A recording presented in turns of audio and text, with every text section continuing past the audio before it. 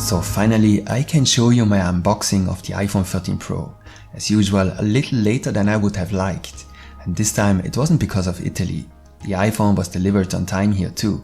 There was just a lot going on in the last few days. Today we will unbox the iPhone, we will set it up and have a first look at it. I've been an iPhone user for many years. If you've been following this channel for the last year, you'll know that I've been using an iPhone 12 for the last year and that I've been particularly excited about the camera. I sold my iPhone 12 a few weeks ago and used an Android phone for the first time in my life. It was a very interesting experience for me.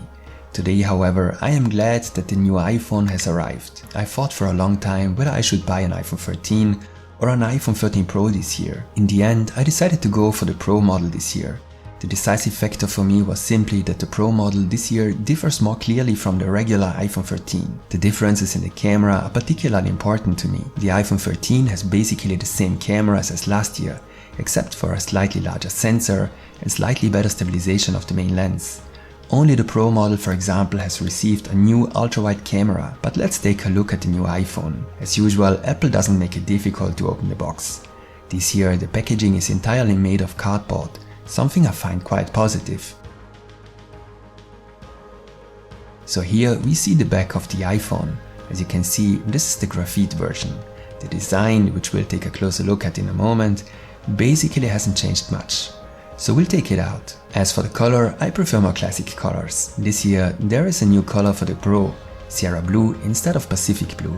But as I said, I'm not a big fan of colors for smartphones. Only white or rather silver would have been an option for me. Personally, I like the design very much. As I said, hardly anything has changed compared to last year. Not a bad thing in this case. The iPhone 13 Pro is slightly thicker than the iPhone 12 and weighs 15 grams more than the iPhone 12 Pro. Basically, only two things have changed in the design compared to the iPhone 12 Pro. One is immediately and clearly recognizable and the other hardly at all. What is immediately noticeable is that the camera bump has become bigger. This is even said to cause compatibility issues with certain accessories, for example the MagSafe Duo. You just notice that smartphone cameras are reaching their physical limits. If a lens is to take in more light, then it simply has to get bigger. What is less noticeable, however, are the changes to the notch. It has become somewhat narrower. Before we switch on the iPhone, let's take a quick look at what else is in the box. As you probably know, there is not much left in the box. For some time now, neither the headphones nor the power brick have been included. In fact, I already have both. Headphones with a cable wouldn't make sense either, because the iPhone hasn't had a headphone jack for a while, and I think that most people already have a power brick. The only piece of hardware left in the box is a Lightning to USB-C cable. With this, you can connect your iPhone to your Mac or PC, for example, and of course to a power brick. But if you only have a power brick with USB-A ports, you still need a Lightning to USB-A cable. Apple is no longer using USB-A, and the new iMacs, for example, no longer have USB-A ports. We also have the SIM tool to change the SIM card, a sticker and some paper. Good. Let's insert the SIM and then switch on the device. I still use a classic SIM. The iPhone 13 would even support 2 eSIM.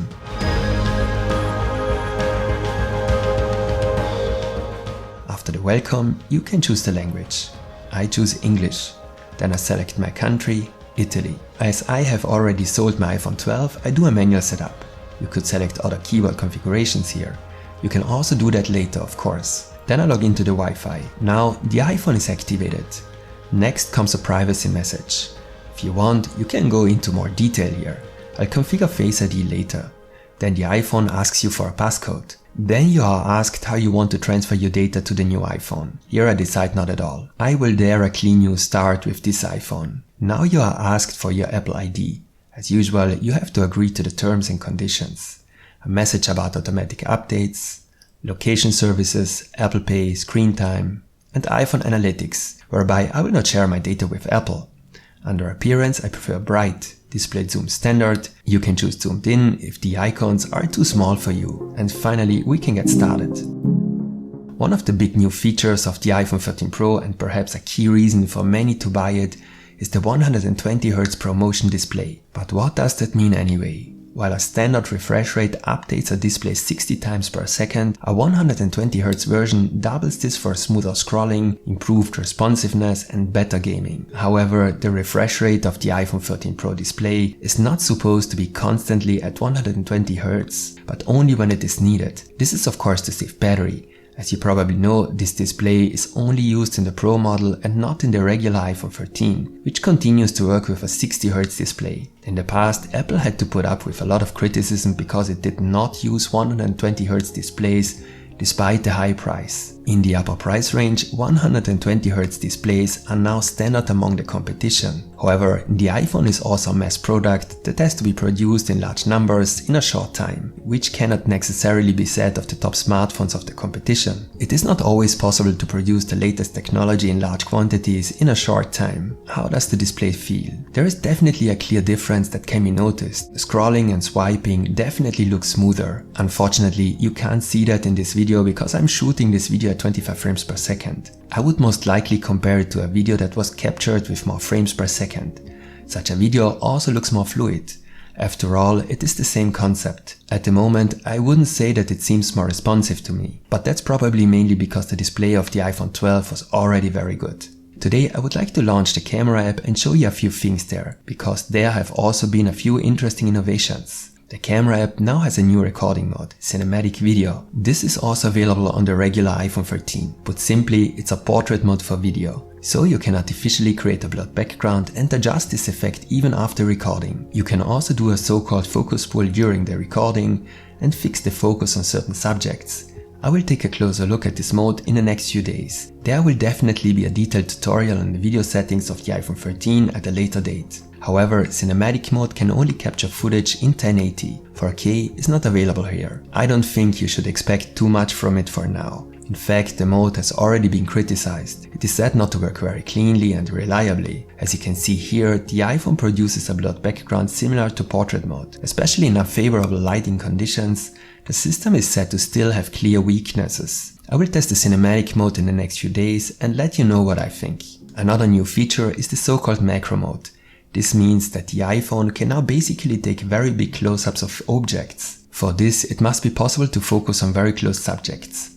Interestingly, it is the ultra-wide camera that is supposed to make this macro mode possible. So if you get closer to the camera with an object, it automatically switches to macro mode and can now also focus very closely. This mode has also been criticized. As long as you use the ultra-wide camera, it's no problem. But if you use the wide standard camera or the telephoto lens, then the camera automatically switches to the ultra-wide lens when the subject gets closer than 5.5 inches from the rear camera. The framing changes as a result. This looks a bit confusing. You can see it here. Especially in video mode, this can be awkward. At the moment, the problem is that you can't deactivate the feature, but that is still to come. Personally, I like the feature. The next big innovation in video mode is Apple ProRes.